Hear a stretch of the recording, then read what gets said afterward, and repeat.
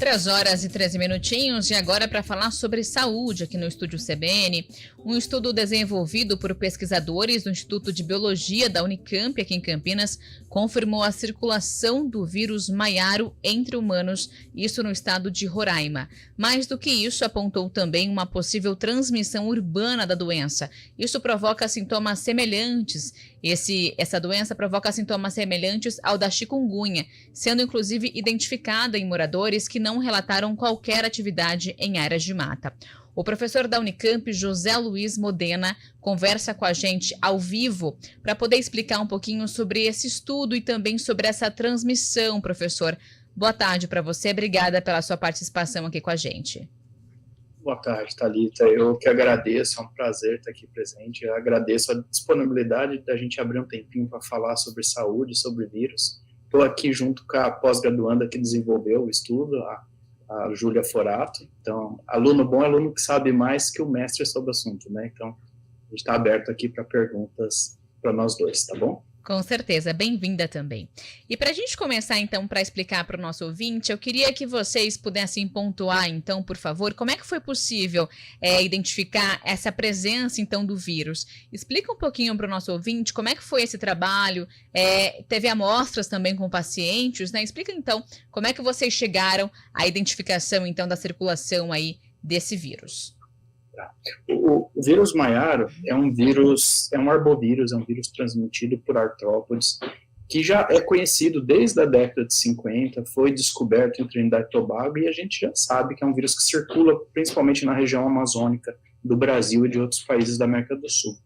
Mas ele nunca tinha sido sistematicamente detectado em Roraima, que para a gente era curioso, porque Roraima é um estado que, além de ter floresta amazônica, é um estado que está muito propenso à migração de pessoas, né, porque é uma região de tríplice fronteira, né, com a Guiana e com a Venezuela, tem um fluxo migratório grande, principalmente da Venezuela, que são lugares onde esse vírus já tinha sido detectado, né, e classicamente é um estado que é porta de entrada para alguns outros arbovírus no Brasil, como já descrito principalmente para a dengue 4, né, então a gente resolveu investigar a circulação de vírus transmitidos por artrópodes nessa região, numa corte de pessoas atendidas, e que as amostras foram encaminhadas para o laboratório central do estado, que é o LACEN, e essas amostras então vieram aqui para Campinas, no intervalo de 2018 a 2021, e a gente então procurou vírus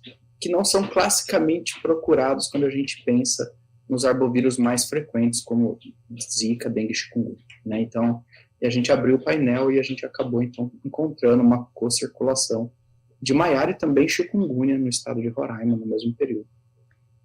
E também vocês apontam, né, professor, nesse estudo, que esse vírus apresenta sintomas semelhantes ao da chikungunya, por exemplo. E quais são esses sintomas? É febre, porque a chikungunya, ela geralmente vem acompanhada, né, por febre, dores nas articulações. E qual que é, então, a semelhança? São também esses sintomas? São, assim, ó, o vírus maiaro é um vírus que ele é da mesma família do vírus chikungunya. Ele, inclusive, a história evolutiva dele, quando a gente analisa a similaridade que ele tem com outros vírus da mesma família, ele é um vírus que se agrupa, é parecido com o vírus chikungunya, e ambos são caracterizados por causarem uma doença em humanos, que lembra um pouco dengue, mas que além daquele caráter febril, então aquela doença febril que dá mal-estar, dá dor muscular, dá dor articular, é um vírus que essa dor e esse inchaço articular ele é muito proeminente, né? E que se caracteriza por causar uma infecção crônica, então uma manutenção prolongada dos sintomas, principalmente da dor e do inchaço articular, que pode durar algumas semanas, meses ou até anos, né? Então é uma doença altamente debilitante, que muitas vezes faz com que a pessoa tenha dificuldade para exercer a sua atividade profissional, né? Então ela vai ter dificuldade para mexer as mãos, ela vai sentir muita dor nos dedos, nas articulações de cotovelo, de joelho, e principalmente articulações pequenas, dos dedos, das pés, das mãos, e isso pode dificultar o seu dia a dia, né? Então é uma doença de grande impacto em termos de saúde pela doença aguda no início, mas também por essa doença crônica que pode levar a perdas econômicas importantes. E qual que é a hipótese aí, eu queria que você explicasse também um pouquinho para a gente, José, dessas novas ameaças virais, como é que você avalia essa situação? Vai, Ju. Somente na questão das ações antrópicas, né? E atualmente a gente tem mexido muito com o ambiente. Então, a questão do desmatamento, a questão do aquecimento global. E a gente está chegando muito perto de zonas que a gente não tinha contato antes, né? São essas zonas de mata, onde fica restrita a circulação desses vírus. Então, isso faz com que a gente tenha um contato maior. E tem mais a questão da globalização. Então, além de a gente ter esse contato maior, a gente tem a gente viaja muito rápido, a gente chega nos lugares muito rápido, então essa disseminação é mais agravada, né? Então, onde você dá a volta ao mundo em menos de 24 horas. Então, você pode pegar um vírus aqui, de repente, passar para outro lugar. Logicamente que para você estabelecer a transmissão desse vírus em outro lugar, você precisa ter vetores competentes, é toda uma outra questão por trás. Mas essa questão de você ter o desmatamento das ações antrópicas é um dos principais motivos a gente estar tendo essa emergência desses vírus, né? A gente está botando populações que nunca tiveram contato com esse vírus, são populações suscetíveis, né, para ter. A gente não sabe o que pode acontecer, né, porque como a gente tem poucos casos desse vírus relatado, a gente não sabe como é em uma escala maior, né, se as pessoas vão apresentar sintomas mais graves, como vai ser. A gente não tem nenhum antiviral para tratamento desse vírus nem vacina. Então, isso pode virar uma epidemia também, a gente não sabe como tratar essas pessoas ainda, né. Esse vírus em específico, ele é um vírus que normalmente circula em ambiente de mata, né? Principalmente no topo de árvores, né? Sendo transmitido por hemagogos, que é o mesmo vetor da febre amarela, e ali ele infecta primatas, bicho-preguiça, espécies de aves, alguns roedores, e ele fica sendo mantido nesse ambiente.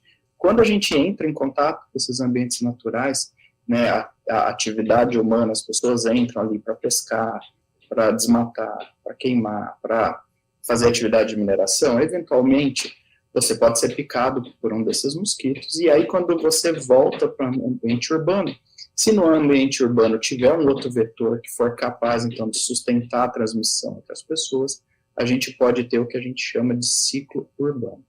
Nesse estudo, foi muito interessante, porque Maiara é classicamente um vírus de ambiente silvestre. Então, está muito associado com essas pessoas que têm atividade laboral, atividade profissional dentro da mata. A boa parte das pessoas em que a gente encontrou Maiara eram pessoas com esse perfil. Mas a gente encontrou Maiara também em pessoas que viviam em ambiente tipicamente urbano e não tinham contato com ambientes silvestre.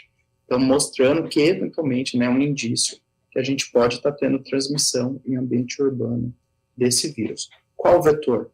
Qual é o mosquito que está eventualmente transmitindo esse vírus dentro desse ambiente urbano? A gente não sabe ainda, né? Mas é um indício importante que isso pode estar acontecendo.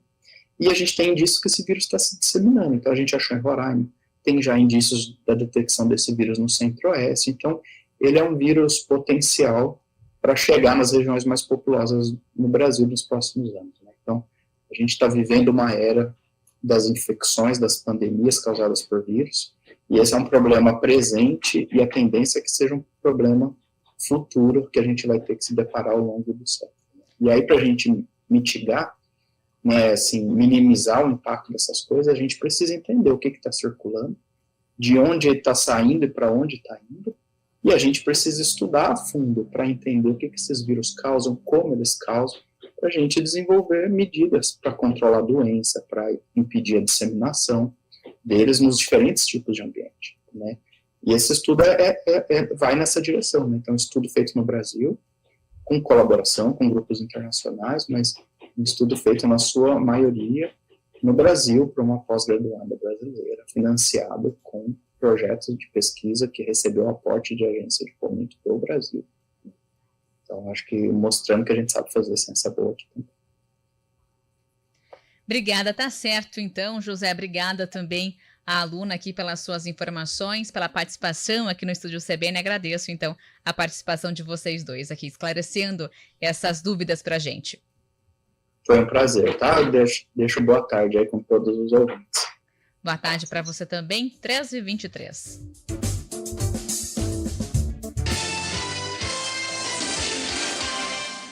CBN Campinas.